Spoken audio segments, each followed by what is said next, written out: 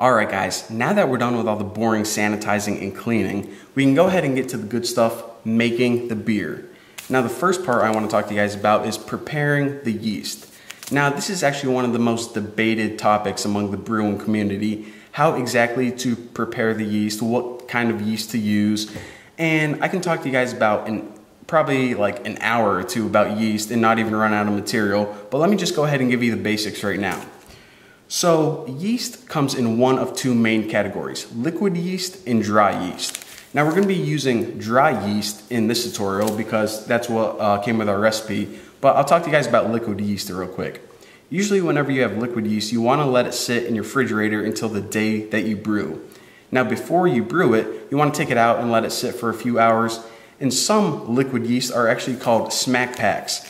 And what they do is you actually need to prepare them by smacking them, and an inner pouch breaks open and it starts activating the yeast. So then you can actually see it expand, and that's how you prepare that. I won't talk about that too much because, like I said, we're going to be using dry yeast.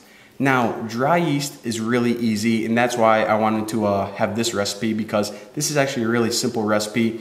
No preparation needed. For now, the only thing you need to do to this is just go ahead and take this entire packet and throw it in your sanitizer solution. You may think, won't that get the yeast, moist and ruin it? Well, no, this is actually vacuum sealed, so no water is gonna get in here, and actually that's what you need to do because it's important to sanitize the outside of this packet because actually there's a lot of bacteria on here, believe it or not.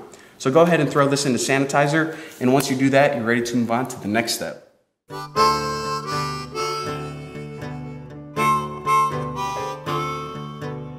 Now the next thing you want to do is you want to add water to the pot. Now it's important to use good quality drinking water.